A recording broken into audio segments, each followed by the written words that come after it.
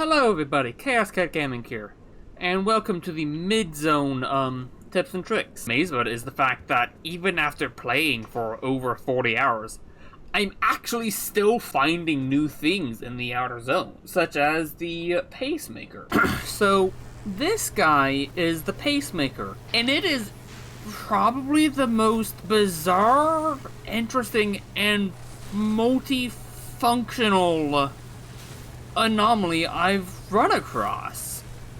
This guy if your car needs power, the Pacemaker will fully charge you. When I came up to him, I had 76 energy out of 100. Now I'm at full because this guy hit me with a friendly bolt of lightning. Think of the Pacemaker as a multifunctional transmuter. That I gave it a crude I gave one of these a crude flashlight, and it gave me back explosives. Additionally, I think that giving it lead will make fabric sometimes. It might not have been lead, it might have been something else. Plasma supposedly does something. I am curious if you can throw a bunch of stuff in here all at once, so... No, let's try. Plasma and scrap metal. Yeah, so see, I gave it plasma, and it gave me... I gave it 3 plasma, and it gave me 3 tree candy. I don't think the scrap metal does anything. But he definitely seems to have a very extensive list of what he can do. Not all of them are helpful or self-explanatory. Oh, additionally, I would really like to thank you guys for actually watching and the support you've shown in the last tips video. I had honestly been uncertain about if I would do a mid-zone and in-zone video separately, but after seeing the amount of support and how many of you guys are watching it, you guys helped encourage me to make this video.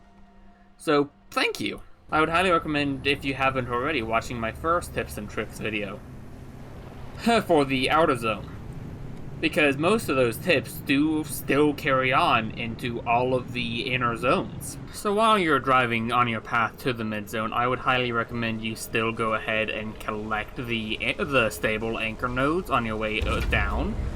At least some of them, because the arc device doesn't care what type of anchor node you get, as long as you have gotten it. So even in the mid-zone, if you happen to need an emergency exit, having those just on hand will help to take care of that for you. As far as I can tell, the regular transmuters are an absolute scam. Just hands down, the resources that you put into it, as far as I can tell, just generally aren't worth the resources you get back out of it. I was in the middle zone and I had put in 10 plasma into here, and I got, I believe it was 3 marsh eggs and 4 of my plasma back. I would only advise using these if it's asking for anything that you have just a massive excess of. I meant to tell you guys, before you go out on the run to try to get into the mid-zone, you want to make sure that you have a Hand-vac on you, because it is very necessary. Most of the new resources that you're needing to collect have to be collected with the Hand-vac to be able to pick it up, to be able to collect it with any sort of efficiency. You want to absolutely make sure to come and check the gas stations for 3 different reasons. Reason 1, gas stations sometimes have their own little workbench inside of them, which will function up to tier 2. Yeah, will let you be able to build up to tier 2 items, such as being able to make a vacuum that I forgot to bring. Additionally, sometimes the gas stations will have these guys. This is a deco vent of getting the decoration items. This is what the upgrade in the base in the first tab for the shop is, that you can use anchor nodes to get a decoration out of. However, most importantly, want to come to the garages, not the garages, the gas stations, for the dumpsters. Generally, the gas stations happen to have the highest chance of using the dumpsters. Sometimes they don't have very much use in them, apparently. The friendly dumpsters are where it is where they can be most useful. Ooh, big pearl. Well, it didn't show it off here, or at least not very much, but in the mid-zone, the friendly dumpsters and the regular dumpsters can have the new mid-zone materials, as well as the new pearls that you can find in the mid-zone. So a tip that I learned while trying to record this video is that while it says that there's the gas station, the sap compressor, whatever else inside of this area, that doesn't mean it's actually going to be there. It's just it's just saying that it has a chance of those things to spawn in the area. So, welcome to the mid-zone. The mid-zone has two different biomes. These biomes are far more distinct than the outer zone biomes. I will be splitting up the tips into two different sections: the swamp tips and then the torch tips. Of course, a lot of the general mid-zone tips will be in the swamp section. So, first tip, as far as I can tell, at minimum on your first trip here, this zone is perpetual instability, which means you want to take advantage of that to explore this first zone as much as you can. And stay away from the objective, because the objective is the beacon, is a stabilizer beacon, which, just like in the first beacon, will immediately cause the zone to collapse. Two new resources in this zone, in the swamp biome. There's also two resources. There's also two resources over in the torch biome, but I'll get to those later. The two resources here is the Salamander Grotto, and we will get to the other one when we find it. But with this one, while you can harvest them by hand, it is incredibly slow, and you have to harvest each one by hand. Which is why the biggest tip to have for just prepping for the mid-zone is bring a Hand-vac. The Hand-vac is your single most important tool in the swamp.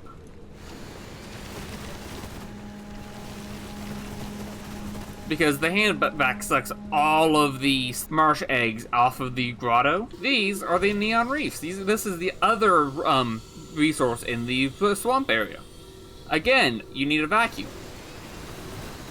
It recommends the thermal vac, but that's just an upgraded version of the Hand-vac. As you can see, they can be quite tedious because they will disappear and regrow from time to time. Those little bramble-looking knots on the reefs are actually the roots of the swamp coral. So you can tell whether or not one of these has any more to offer by if it has these little brambles. So something you want to make sure not to do is that you see how that one has lots of the coral on it. You might think, oh, I can run into it to get it.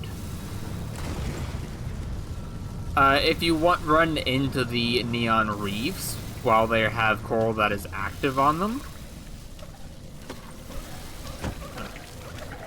they will drop some of the stuff, but not nearly as much as what is actually on it. You want to make sure that anytime you run across one of the Arda investigator trucks, that you search them, because they tend to have resources from all three zones. So it is absolutely possible to find deep zone materials while you were in the outer zone even. This sort of truck had a bad day. I believe that the neon reefs tend to spawn more frequently in the water, and I have never actually seen the salamander grottos be inside of the water, but I do often see them near the water off to the sides and the cars. However, again, I don't know if they do actually spawn, to have a higher likelihood of spawning in the water than out of the water, or if it's simply the fact that a lot of the map happens to be covered in water. So I hope you have your high boots and your floaties ready, because you're going to be doing a lot of swimming. In this swamp, there seems to be significantly less road, as most of the map is covered with swamp. There also tends to be a lot less lootable cars, and a large majority of the cars that are here tend to be for the Salamander Grotto. Prepare accordingly to not being able to just easily get fuel as you drive down along the road. You know, while I am getting out of this first swamp, if you guys are enjoying, leave a like, and if you happen to have any interest in watching my series actually playing this, I have a poll running to work out which type of challenge I'm wanting to run. I have 3 ideas. I have the scientist, where anything that isn't scientific is below them, so they aren't going to build it. The mechanic, where everything scientific is too complicated for him. As such, won't be able to build anything that has that is too complex or needs electricity. And then there's the intern, and the Arda told them just enough to survive, so they can use the tools and anything that wouldn't soft lock them because of problems. That one, I suspect, is going to be the hardest out of the 3. Interrupting that, while you are driving around, especially in the mid-zone, every now and then you will see that big puff of blue light.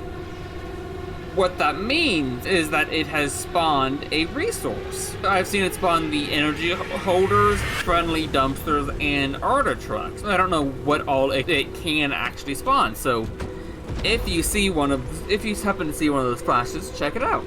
So once you're back in the shop, let's see.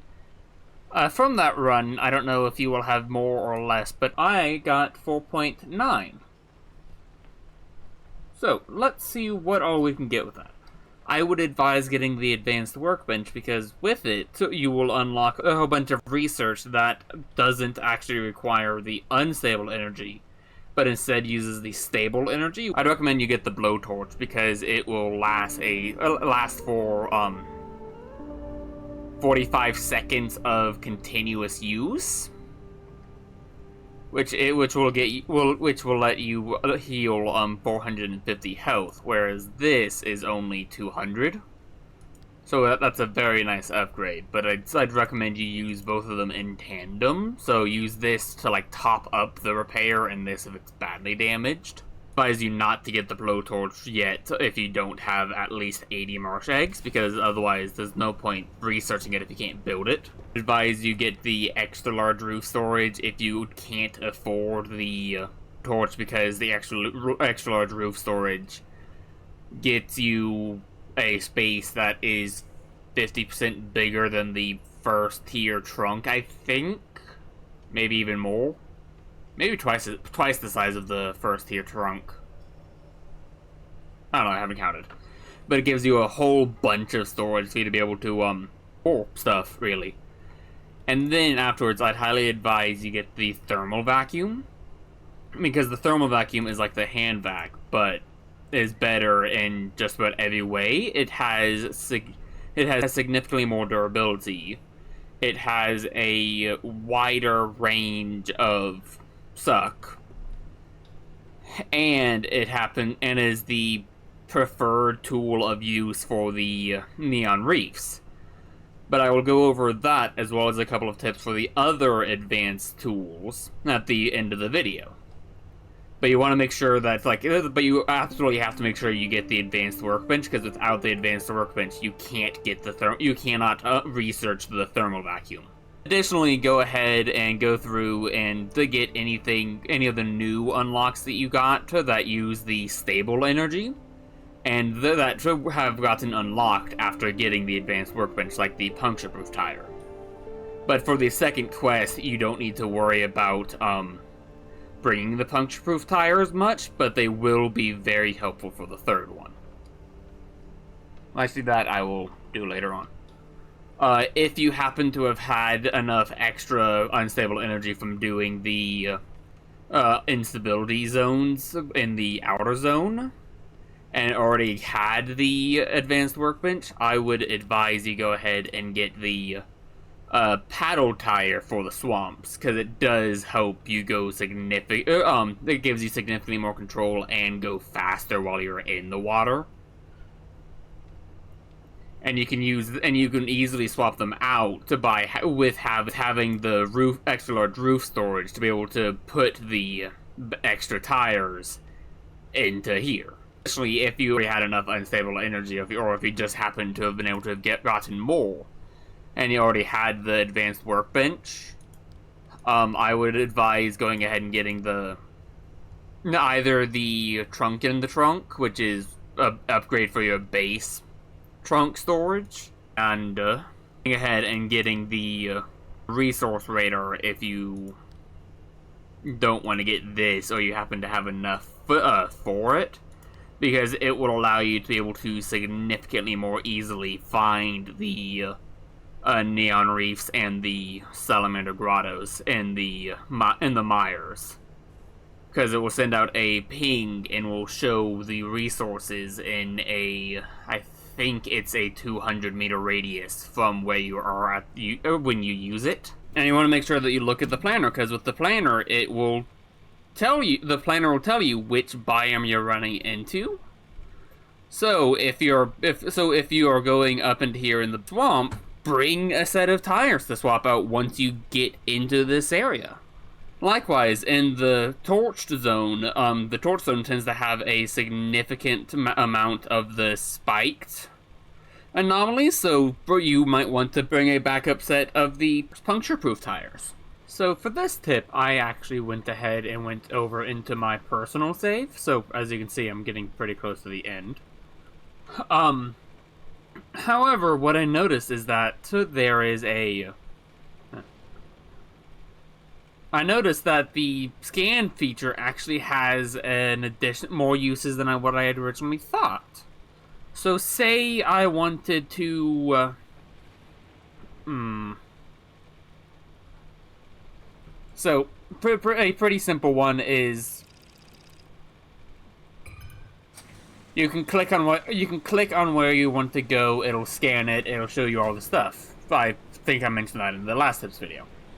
One thing that I didn't realize is that it will actually highlight all of the potential roads you can take to get up to that point, as well as it will scan every single location that you could potentially drive through to get to that location. And so it doesn't just scan the route your final destination, but will scan all of it. Sometimes in the high instability zones in the mid-zone, you will find corrupted energy instead of the unstable energy that you would normally find. There are a couple of modifiers that I would highly advise you try to avoid while you are driving.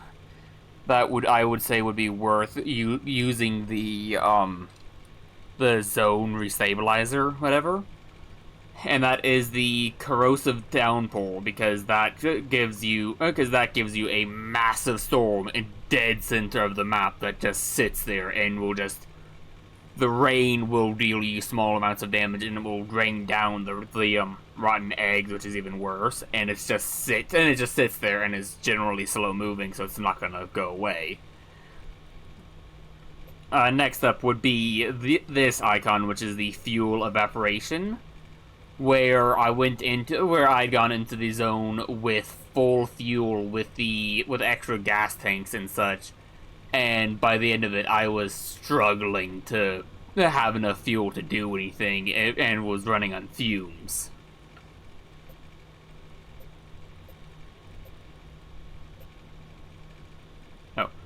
There's one more that is kind of tedious. Well, that's a new condition.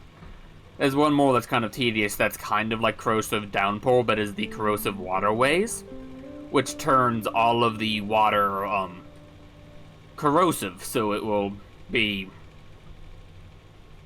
extremely damaging, so should avoid those if possible.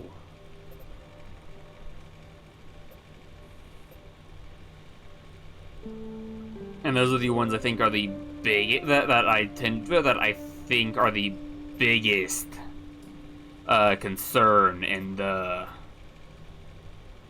most concerning conditions for the mid-zone.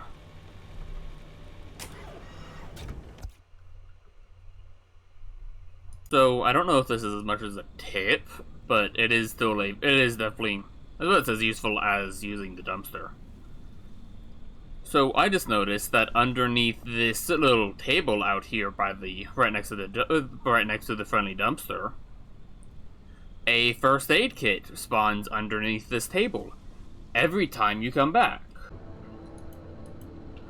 So this is less of a tip and more of just a really bizarre synergy. Eerie darkness and heavy fog together negates eerie darkness.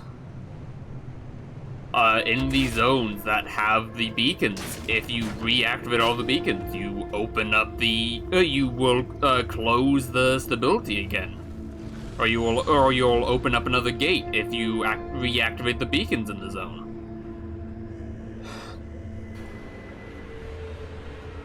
Which in this instance actually leads quite nicely into the other tip of, if you happen to activate the, open up a gate to cause the instability to collapse, or whatever the proper term is, you don't actually have to take the gate, you can still go out through the exit. For whatever reason, if you have the easy part swapping and you try to get the fuel from the fuel synthesizer, instead, you just pull off the fuel synthesizers. So if you have the easy part swap, you have to make sure you turn it off to be able to get anything out of the fuel synthesizer.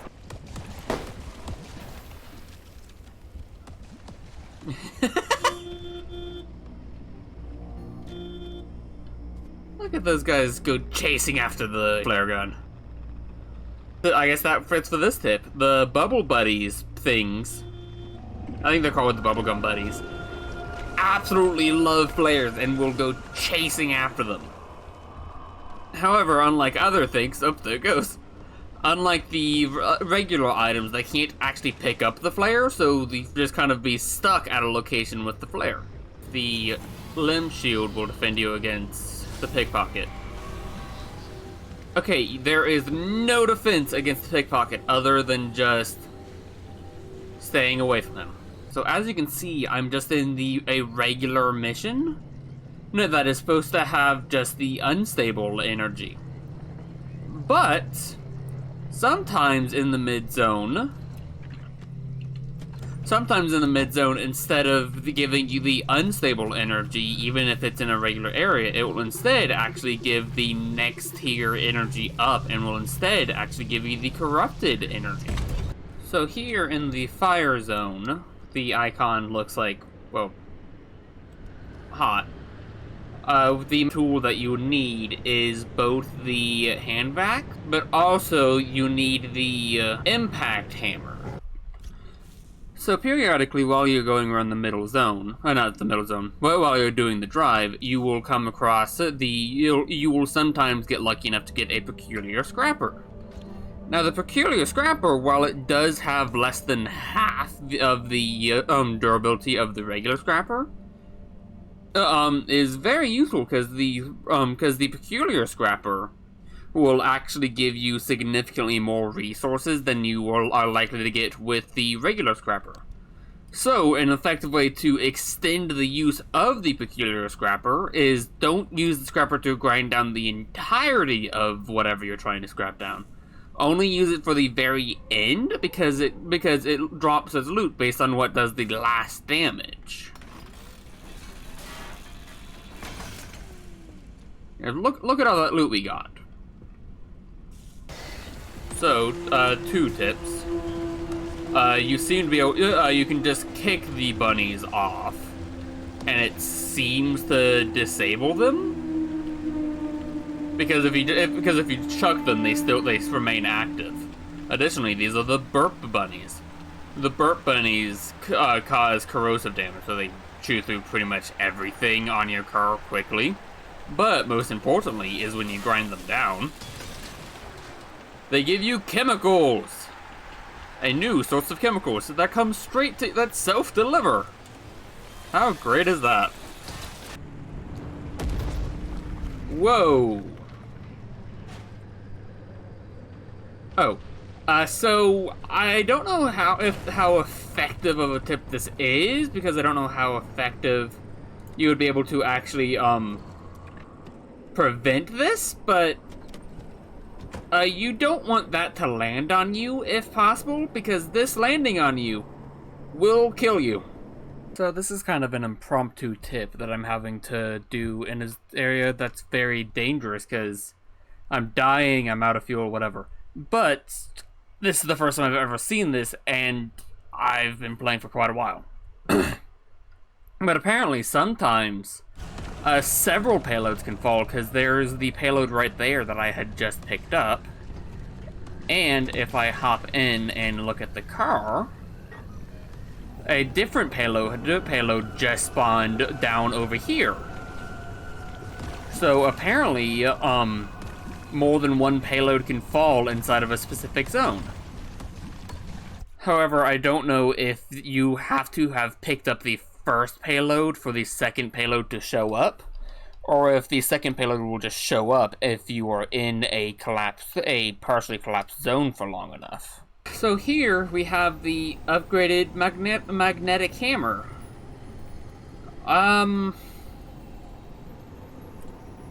I don't really have any interesting tips or tricks about it from what I've seen. It's just a faster version of the impact hammer. Yeah, it does about twice the damage of the regular hammer, so at this point it might not be super useful, but it might need to be something for the inner zone, for the deep zone. You can use the regular saw blade to saw at more than one item at a time. However, it is significantly easier to do with the improved plasma blade. I'll aim at this one, and it should cut away at the bottom one as well. Ta-da! It also cuts at a significantly higher rate at 38 per second compared to 23 per second. So it can easily do double the cutting at a 50% faster rate. I think the last of the improved tool upgrades is just them going over the improvement of the Hand-vac. As well as I actually just found out something interesting about the thermal vacuum. But so the Hand-vac, short range, doesn't actually quite grab all of it on the reef. You see, it didn't grab any of that one. So, however, with the thermal vacuum has a very interesting second effect that I didn't actually realize.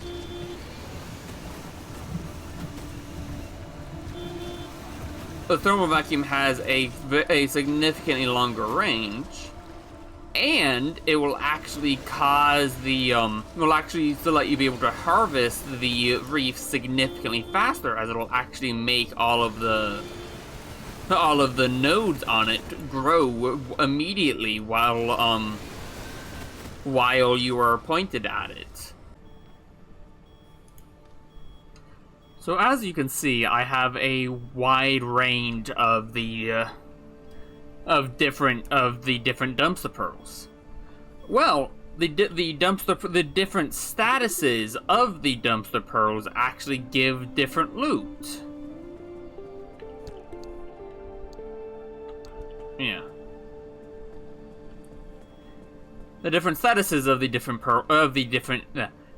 statuses of the different dumpster pearls give you different loot. And I will show you. So here we have just the basic unreliable.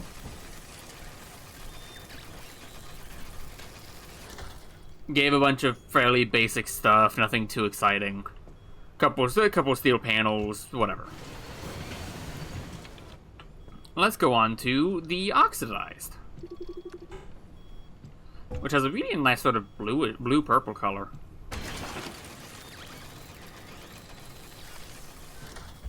That one gave me a whole bunch of chemicals.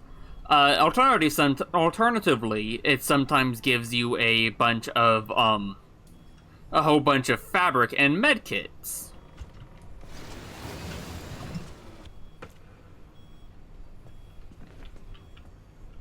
Up next, we have the wet pearl that I had gotten out of the mire.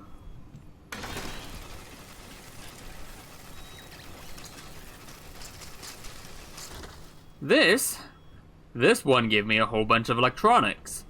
I've also seen it that similar to how it gives the steel plates, I've seen it give me there have been times that it has given me circuit boards instead of just electronics.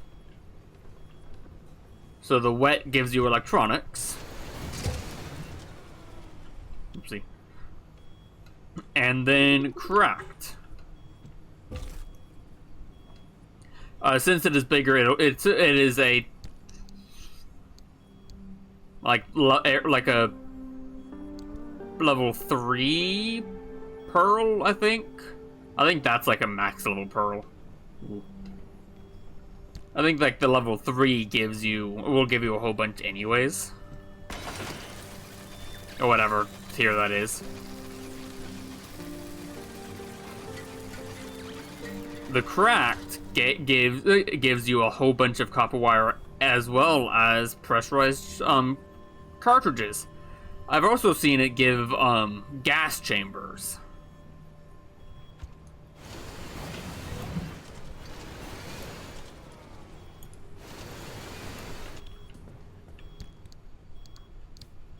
Fuck.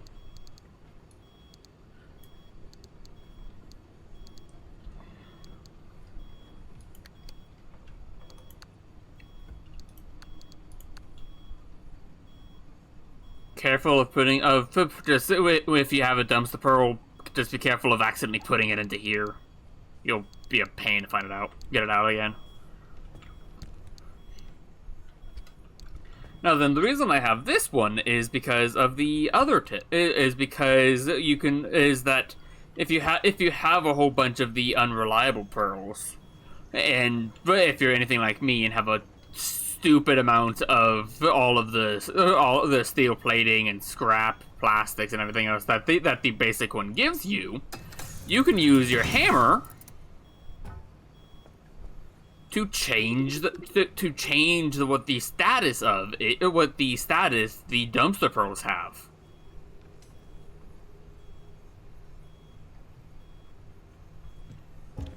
And now that it is up at oxidized, now it gives me a bunch of chemicals instead of a bunch of plastic. So personally, I upgraded the dumpster pearl by damaging it. So so as far as I'm aware, you actively don't want to repair the dumpster pearls because you'll actually reduce their quality.